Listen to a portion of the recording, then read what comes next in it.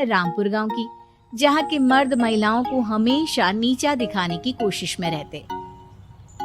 अरे अभी तक खाना नहीं आया, क्या मुझे एक और शादी करने की जरूरत है? नहीं जी नहीं, ऐसा मत करना, वरना मैं कहाँ जाऊंगी। खाना लेकर मैं अभी आई जी। गांव की पंचायत में भी फैसले हमेशा औरतों के खिलाफ ही रहते।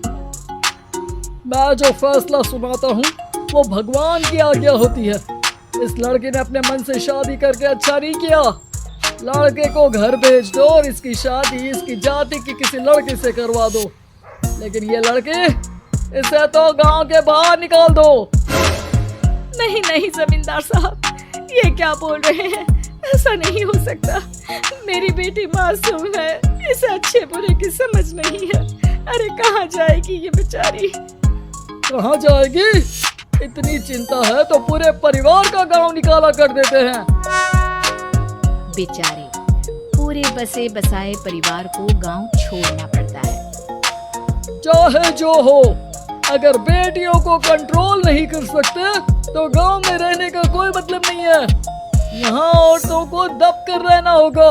कोई भी अपने हिसाब से कुछ नहीं कर सकता, सब ईश्वर की मर्जी से ही होगा। तभी गांव का एक आदमी दौड़ा दौड़ा आता है। सरपंच साहब, जमींदार साहब, वो कालिया है ना, उसकी बेटी पढ़ने के लिए शहर जा रही है। अच्छा, ये कब हो गया? और कालिया की हिम्मत कैसे हो गई ऐसा करने की? लेकर आओ उसे और उसकी बेटी को। बस फिर क्या था, हाजिर हो जाते हैं कालिया और उसकी बेटी सरपंच के सामने। अरे कालिया, ये क्या सुनने में आ रहा है? बेटी को इंजीनियर बना रहा है तू? और ये बता, गांव में तो स्कूल नहीं है, फिर कहाँ से इतनी क्लास पास कर गई तेरी बेटी? राधा, जो कि कालिया की बेटी है, उसे लगता है कि सरपंच उसकी तारीफ कर रही है। सरपंच जी, मैंने ऑनलाइन पढ़ाई की है, डिस्टेंस लर्निंग से, तभी में मैंने अच्छे नंबर पाए हैं, जिसे देखते हुए शहर की इंजीनियरिंग कॉलेज में मुझे स्कॉलरशिप मिली है। वाह जी वाह, क्या होती है ये? पहले तो ये बताओ, फिर आगे की बात करते हैं। पूरा गांव राधा की बात कर रहा था और राधा बोलती जा रही है। तो ऐसे मैं फ्री में एक अच्छी शिक्षा लेकर गांव में जो कुछ परेशानियां हैं, जैसे बिजली, पानी और इंटरनेट जैसी समस्याओं के लिए काम करूंगी। मैं गांव को शहर से जोड़ने के लिए पुल का निर्माण कराने का प्रस्ताव रखूंगी। मुझे पूरी उम्मीद है कि जल्द ही हमारा गांव भी तरक्की की राह पर चल पड़ेगा। राधा की बात सुनकर सारे गांव वाले ताली बजाने लगते हैं। सरपंच को समझ नहीं आता कि वो क्या करे। तो नाबाद लड़की, गाँव के खिलाफ जाने के लिए तुझे गाँव से बेदखल कर दिया जाएगा, वो भी पूरे परिवार के साथ। और हाँ, अगर ठीक से गांव पे रहना चाहती है तो ये पढ़ाई लिखाई छोड़ दे। हम तेरे लिए गांव का कोई होनहार लड़का देखेंगे। तभी गांव का एक आदमी बोलता है, अरे नहीं नहीं सरपंच जी, राधा बिटिया जो बता रही है, अगर वैसा हो जाए तो हम लोगों को पैसा कमाने के लिए बाहर नहीं जाना पड़ेगा। हाँ जी, और ना ही कोसों दूर पानी के लिए भटकना पड़ेगा। हमारे बच्चे भी अच्छी पढ़ाई कर सकेंगे और आगे बढ़ेंगे, ना कि हमारी तरह खेती करते बैठेंगे। क्यों गांव वालों, राधा बिटिया का साथ देना चाहिए ना। सरपंच देखता है कि गांव राधा के साथ है तो वो चुप हो जाता है। वो घर आकर अपने सलाहकार से बात करता है, जो बहुत ही चालाक किस्म का इंसान होता है।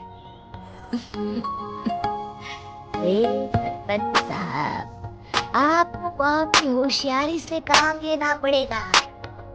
एक बार गांव तरक्की कर गया, यहाँ के बालक पढ़ लिए तो कोई ना पूछेगा आपको। ये जो बेटा और बेटी है ना आपके, इनको भी हम लोगों की तरह ही जीवन जीना होगा। और लेकिन करे तो क्या करे? वो ना, आप मुझ पर छोड़ दीजिए, बस मैं जैसा बोलूं करते जाइए।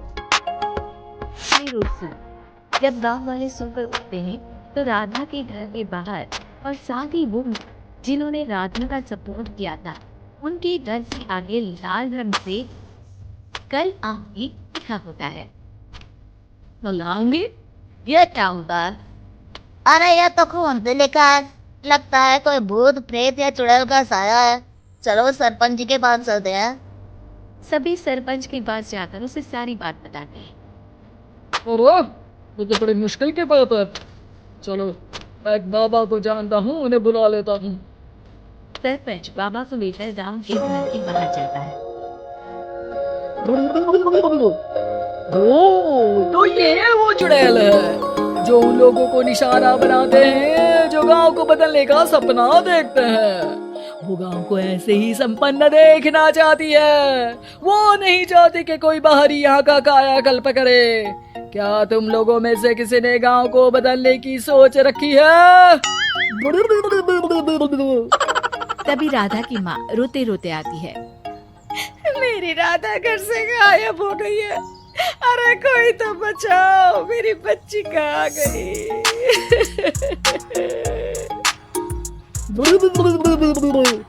ले गई वो चुड़ैल, तेरी बच्ची को ले गई। अब वो उसे श्रापित करके छोड़ेगी, उस पर चुड़ैल का साया हो जाएगा।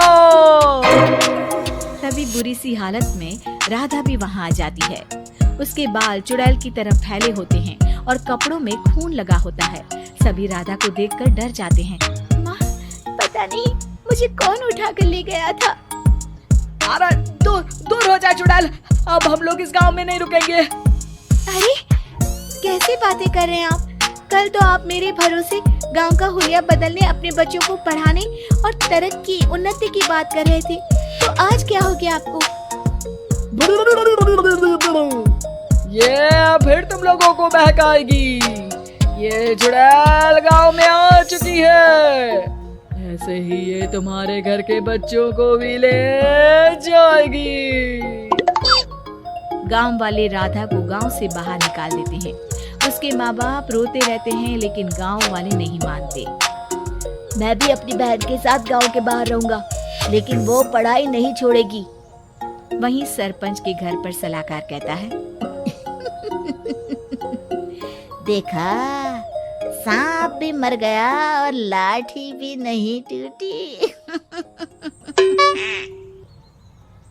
लेकिन अगले ही दिन सरपंच के घर के बाहर भी वही शब्द लिखे होते हैं। और फिर सरपंच की बीवी कहती है, हमारी बेटी को किसी ने अगवा कर लिया है।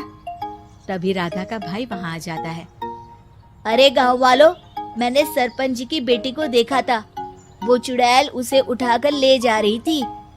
अरे क्या मजाक कर रहे हो? नहीं नहीं सरपंच जी, आप नहीं जानते। वो चुड़ैल अब आपकी बेटी में आ जाएगी, जैसे राधा के अंदर आ गई थी।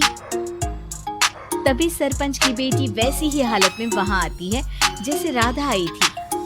पापा, पता नहीं कैसे मैं गायब हो गई थी। चुड़ैल, इसके अंदर भी चुड़ैल का साया है, मारो इसे। अरे नहीं नहीं, इसे भी राधा के पास गांव के बाहर ही भेज दो। अरे चुप रहो, मेरी बेटी कहीं नहीं जाएगी और चुड़ैल बुड़ैल कुछ नहीं होता है। अरे कैसे बात कर रहे हो सरपंच जी? आप तो बोल रहे थे कि आपका फैसला भगवान का ज्ञान होता है, तो अपने पर बात आई तो अब आप ऐसे बोल रहे हैं। अरे ना ना ना, आपको अपनी बेटी को त्यागना ही होगा। अरे बुलाओ बाबा को। राधा का भाई बाबा को ले आता है, जिसे अब गांव वालों के डर के कारण सच बोलना पड़ता है। मैं कोई बाबा नहीं हूँ, मैं तो मोची था। ये सलाहकार महोदय ने मुझे कहा था एक्टिंग करने को। अब वो मुझे पैसे देने वाले हैं। अब मुझे माफ कर दो। गलती हो गई, मुझे माफ कर दो। तभी वहाँ राधा आ जाती है। देखा सरपंच जी, जब गांव के बच्चे साक्षर होंगे तो आप जैसे लोगों की चालाकी नहीं चलेगी।